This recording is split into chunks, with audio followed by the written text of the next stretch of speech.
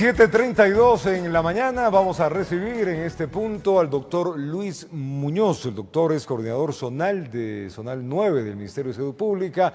Doctor Muñoz, buenos días desde la matriz de Televicentro en la ciudad de Quito. Le saluda Roberto Álvarez Vandenberg. Vamos a hablar un poquito de la emergencia hospitalaria que vive la ciudad de Quito, también el semáforo amarillo que estamos viviendo, doctor. Así que entremos a materia. Buenos días. ¿Cuál es el porcentaje de ocupación hospitalaria y unidades de cuidados intensivos en la provincia de Pichincha y en Quito especialmente? ¿Cómo estamos en eso? Buen día. Muy buenos días a todos los televidentes y de esta prestigiosa medio de comunicación. En realidad, nosotros tenemos un margen de camas disponibles tanto en terapia intensiva, en UCI, como en las camas de hospitalización. El porcentaje de ocupación prácticamente estamos bordeando el 90-95%, que es un estándar aceptable en caso de normalidad, ¿sí? Siempre se deja el 10% más o menos al 15%, normalmente se deja como estándar de margen de seguridad para casos de emergencia. En este caso andamos por los 90-95% de ocupación, dada la epidemia. Es decir, nos queda un margen todavía para jugar con la dotación normal de camas. Sin embargo, estamos incrementando el número de camas hospitalarias y también las camas UCI, específicamente en el Pablo Arturo Suárez, porque es nuestro hospital COVID, denominado así COVID, porque está expresamente para aceptar pacientes COVID. De 27, dése cuenta, de 27 camas de UCI que teníamos al iniciar, subieron ya a 33. Y en los próximos días aspiramos a subir a 38 hasta el día jueves o viernes. Entonces, sí, estamos haciendo un buen esfuerzo. El gobierno nacional, el señor ministro, ha dispuesto también que el hospital Enrique Garcés se transforme también en hospital COVID y está creciendo también tanto en sus camas de UCI como en sus camas hospitalarias. Nos estamos preparando. ¿Cuántos pacientes diarios recibe Quito en estos días con pacientes COVID? Aproximadamente, sumando todos los subsistemas, estamos bordeando alrededor de unos 200 o 180, 200 pacientes diarios. Usted me dice que tenemos una ocupación, digamos, aceptable para la pandemia, pero el ministro de Salud, en cambio, ha indicado que estamos llegando ya al límite de la capacidad hospitalaria para justamente esta pandemia en Quito. ¿La curva no ha pasado en Quito? La curva epidémica efectivamente se mantiene, pero no tiene un comportamiento explosivo como se podría haber esperado. Tenemos nosotros las proyecciones que hacen el Colegio Real de Londres, por ejemplo, que hace unas muy buenas estimaciones técnicamente hechas, y se está planteando allí que si nosotros no tomamos las medidas compensatorias de hábitos en contra de la pandemia, estaríamos siendo rebasados en los servicios de salud en el mes de julio. Sin embargo, las medidas que se están tomando son justamente para disminuir aquel impacto, y esas medidas implican mucho la conciencia sanitaria de cada uno de nosotros para impedir la circulación del virus. Hablemos un poquito, doctor, de esto de las medidas compensatorias que usted está hablando para que lo entienda de mejor manera la ciudadanía. Ya, las medidas que debemos tomar tienen un objetivo. El objetivo central es disminuir el grado de infectividad, es decir, la capacidad que un infectado tiene de contaminar a otros.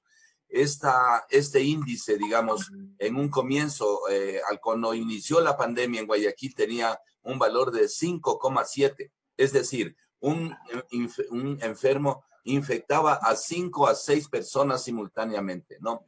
Ese índice hay que bajarlo. Actualmente estamos alrededor de 2, y la idea es bajarle a menos de 2 y, si es posible, a 1 o menos de 1, ¿sí? Entonces, de esa manera quiere decir que yo transmito a menos de una persona, transmito de 3 con los que me relaciono, puedo contaminar a 1.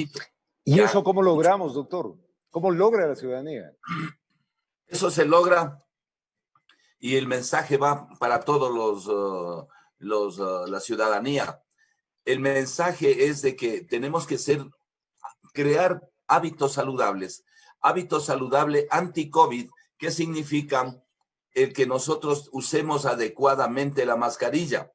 Una mascarilla no puede ser usada al estilo, yo digo, al estilo diadema, al estilo bufanda. No, no, tiene que cubrir la boca y la nariz correspondientemente. Tiene que usarse la mayor cantidad de veces la mascarilla, el mayor número de tiempo.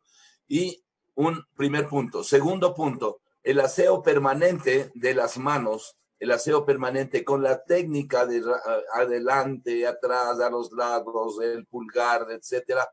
Eso con abundante agua y jabón en lo posible, permanentemente, dado que el virus también se encuentra en las cosas, ¿verdad?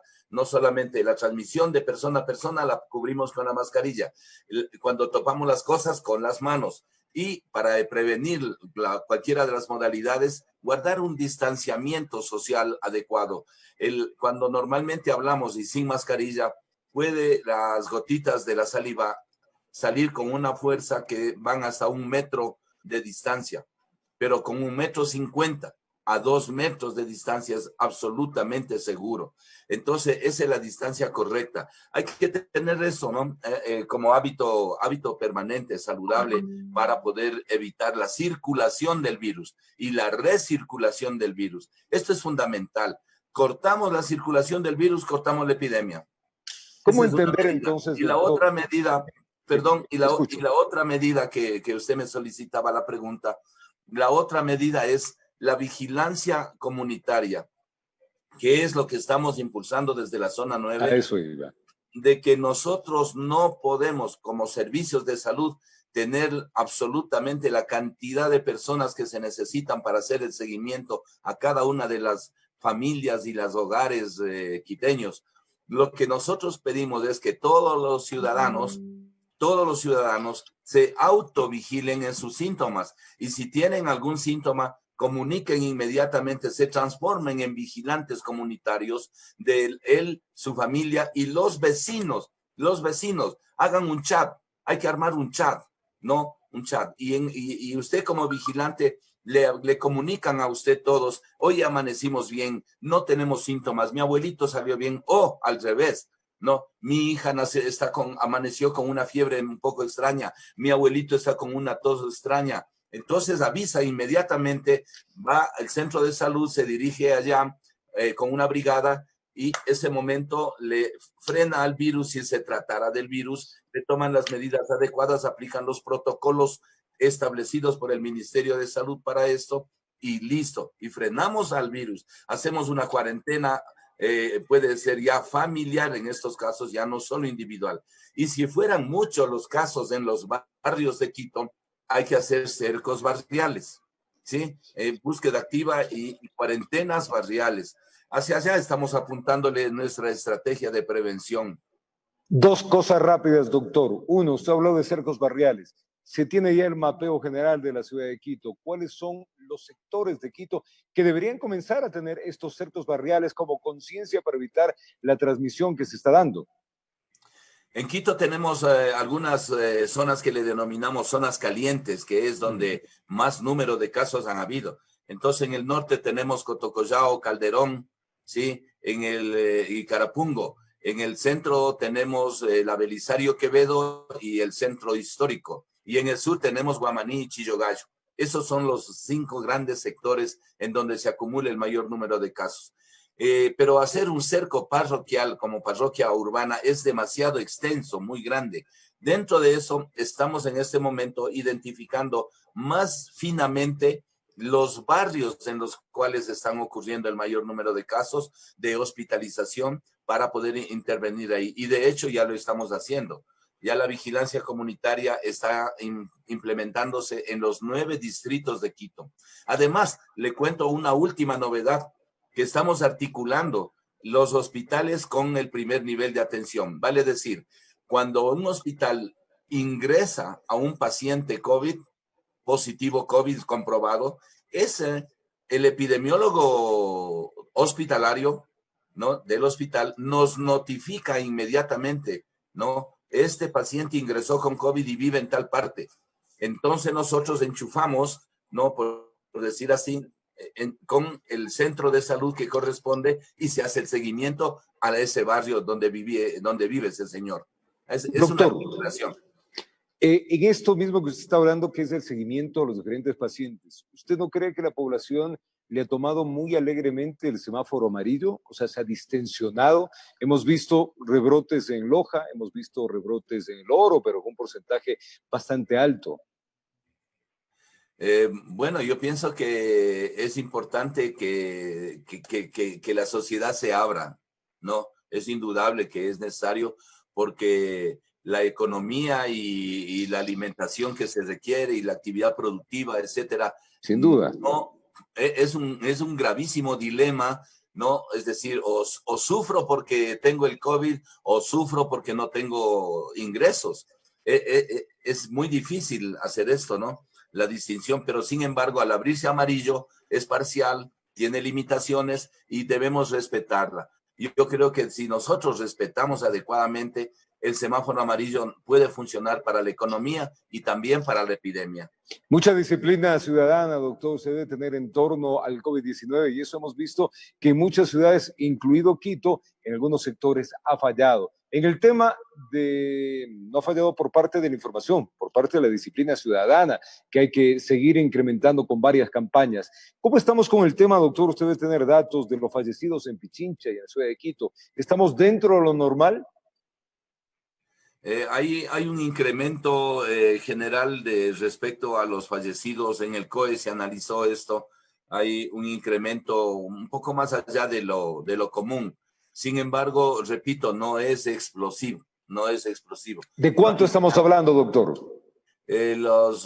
Hay más o menos hablaríamos de un 5 a 10% más de las muertes comunes por todas las causas atribuibles o sospechosas de haber sido COVID, porque hay muchos fallecidos que se les atribuye por seguridad de que son casos COVID, aunque no se haya podido tomar la muestra y poder determinar mediante pruebas de laboratorio que efectivamente se trataba de un COVID, ¿verdad? Es por eso que esta cifra preferimos ponerle más alta para alarmarnos nosotros mismos y poner mucho más vigilancia.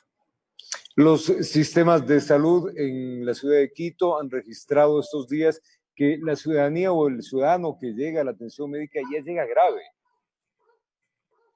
Que llegan graves. Que llega con un cuadro de COVID grave, que no llega con un cuadro primario, sino llega ya en instancias en las cuales su atención es de emergencia. Bueno, sí ocurre eso, todavía ocurre eso, y yo creo que es parte de la estela del cometa de la conducta que nosotros hemos tenido siempre como ciudadanos, como comunidad. No somos pues proclives a la prevención, a detectar. Nosotros cuando nos enfermamos culturalmente, lo primero que hacemos es una agüita de vieja. Segundo, lo que dice mi tía. Tercero, la receta que le resultó al vecino, también la caldito de pollo. Exacto, una sopita de pollo. Luego de eso me voy al farmacéutico y le digo qué será bueno para la gripe. Y cuando ya estoy malito, entonces voy al centro de salud. Ese es un hábito, digamos, una costumbre antropológica, cultural de nuestra gente, ¿no? De todos nosotros. Pero sin embargo, ahora yo creo que esa epidemia permite romper paradigmas y este quizás sea uno de los que tengamos que romper para esa nueva normalidad de la que se habla, de ser mucho más cuidadosos, mucho más sensitivos ante las enfermedades, ¿no? Y no dejar que avance la enfermedad, no dejar que los síntomas avancen. Es por eso que en la vigilancia comunitaria nosotros estamos impulsando que la gente conozca los síntomas, ¿no? Los principales síntomas al menos, porque esta enfermedad ha variado, ¿no? Ha hecho variar la definición. Hoy, ¿cuáles son los principales síntomas? Porque se puede confundir con una gripe, doctor. Por supuesto que sí. Entonces, básicamente ahí tenemos la fiebre, la tos seca, tenemos una falta de respiración, falta de oxigenación, falta de dificultad respiratoria, más bien una pérdida del olfato, pérdida del gusto, malestar general, tenemos incluso ya diarrea, ¿no es cierto? Y ya lo que eran 3 síntomas primeros, ahorita ya andamos sobre los 7, ¿no? Claro. Porque esa es la clínica, cómo se va manifestando este virus, que en realidad es un virus desconocido, primera vez que le pasa esto a la humanidad. Es un virus extraordinariamente cambiante, con capacidad de mutación muy impresionante. Hace mutaciones y micromutaciones. ¿Cada qué tiempo muta este virus, doctor? Eso es importante que sepa la población, porque uno es el COVID-19 que hablaban al inicio de este año, el COVID que llegó a Europa, el COVID que llega a América Latina y el COVID que ha tenido Guayaquil y el COVID que tiene Quito. ¿Cómo va mutando esto? Sí, en Wuhan mutó ya inmediatamente, ¿no? Y se generaron y se identificaron 2 cepas, la S y la L. Y la cepa L es la más agresiva, Agresiva. digamos así. Entonces, esa es la que se transmitió a Europa. Y luego de Europa y Norteamérica pasó por donde nosotros, pero ya no en forma pura, ya tiene micro mutaciones. Esa es una característica de este virus que se ha visto, ¿no? Es increíble. Entonces, es por eso que incluso las pruebas que se realizan para identificar segmentos de genoma del ARN del virus, a veces se los identifica y a veces no, porque mutó. Hay los locus donde están los ADNs, eso pueden también modificar en forma pequeñita y por eso podemos tener falsos positivos o falsos negativos con las pruebas. Y es por eso que también la respuesta nuestra ha sido hacer las 2 pruebas simultáneamente, la una de sospecha y la otra confirmatoria. Doctor, ¿por qué la población unos son inmunes y otros, pues lamentablemente, caen con la enfermedad? Depende mucho de la capacidad de respuesta inmunológica que tiene el organismo. Si una persona tiene, como es la gran mayoría, ventajosamente es así, la gran mayoría, si hablamos de que cerca del alrededor o sobre el 80% de personas que se infectan, no les pasa nada, no tienen más que síntomas muy leves. Es porque su aparato inmunológico genera IgG, IgM, ¿no? Las inmunoglobulinas, que son anticuerpos contra el virus, ¿no? Genera en cantidad suficiente y en la forma y el tiempo adecuado y elimina el virus, lo borran del planeta y quedan inmunizados relativamente, porque se ha visto también que gente asintomática que es positiva y que no tenía los síntomas, ¿no? Pero cargaba el virus y luego aparece con una enfermedad parecida y es por la variante, esas microvariaciones del virus que pueden ocurrir. Entonces, a la inmunidad que yo puedo tener, vencerle a la enfermedad, depende de mi capacidad inmunológica. Para eso, por supuesto que se requiere una muy buena alimentación, ¿no? O por lo menos buena, razonable nutrición, ¿no? Para tener las defensas adecuadas. Hacer deporte, hacer ejercicio, bajar los niveles de estrés, porque el estrés exagerado también altera el aparato inmunológico y enseguida caen las enfermedades a las personas que sufren mucho el estrés. El estrés es un mecanismo de defensa del organismo, pero cuando no se lo controla adecuadamente, se transforma en un elemento patológico o de enfermedad o causado de enfermedad. Por eso es que hay que cuidar al aparato inmunológico. Y en ese sentido, repito, una buena nutrición, el mundo desde el naturismo, llamémoslo así, trae muchos elementos interesantes que nos permiten mejorar el aparato inmunológico, la fuerza de Doctor respuesta. Muñoz, ¿cuántos médicos en primera línea están trabajando para proteger a la ciudadanía? Bueno, podría hablarle en términos generales, no tengo el dato exacto en este momento de todas las instituciones, porque eso sí, tenga seguridad de Promedio. que el personal operativo, con personal operativo, obviamente no hablamos nosotros tanto de solo médicos que estén al frente, ¿no es cierto? Hay enfermeras, hay odontólogos, hay especialistas, hay los trabajadores de servicios básicos, ¿no es cierto? Los que hacen aseo y limpieza, los camilleros, los auxiliares de enfermería. Es decir, nosotros estimaríamos aproximadamente un 87-88% del personal de salud es operativo y está en primera línea directamente con pacientes. ¿Es suficiente? El resto, el 10 o 12 somos administrativos. ¿Es suficiente, doctor, para que la población esté tranquila en estos momentos que estamos pasando la pandemia? Yo creo que cuando una persona es identificada como positiva, podría estar tranquila y puede estar tranquila porque hay el personal para protegerlo y para cuidarlo y para tratarlo y para diagnosticarle adecuadamente. Los laboratoristas están de primera. Nuestro laboratorio central, el INSPI, por ejemplo, ya no tiene pruebas atrasadas. Teníamos esa dificultad hasta hace unas 2 semanas. Ahora las pruebas ya está cero pruebas represadas. Hay una capacidad de sobre los 440 pruebas diarias que puede generar solamente el INSPI, y a eso se han sumado ahora universidades básicamente que tienen el permiso para hacer este tipo de pruebas, y la capacidad por lo tanto está bastante alta. Doctor, agradecerle muchísimo por habernos acompañado, contarnos esto sobre referente a cómo está desarrollándose esta pandemia, que como usted mismo dice, nunca antes la hemos tenido y claro, se va mutando, y la población sin duda tiene que estar informada para que sepa cómo comportarse, porque el tema de esto, mucha de la responsabilidad la tiene el propio ciudadano. Así que, doctor Muñoz, le envío un abrazo grande, muy amable por habernos atendido. Si me permite, un último mensaje nada más a por la favor. Ciudadanía, que este virus esta epidemia tiene 2 grandes amigos, el miedo y el desconocimiento.